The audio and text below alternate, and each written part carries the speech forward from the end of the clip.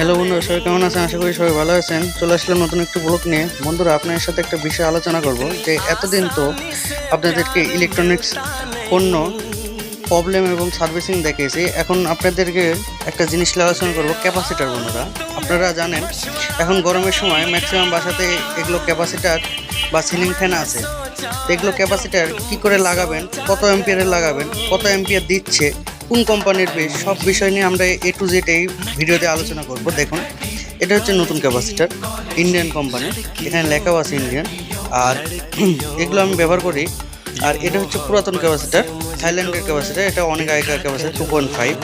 এটা নিয়েও আমরা আলোচনা করব এবং মেপে দেখাবো কী করে আপনারা মাপবেন, নিজে নিজেই বাসায় সিলিং ফ্যানের ক্যাপাসিটার চেঞ্জ করতে পারেন। আর কত অ্যাম্পিয়ার লাগাবেন, কত কী করবেন, আমরা সব এই ভিডিওতে বলে দেবো। আপনারা ধৈর্য সহকারে ভিডিওটা দেখুন।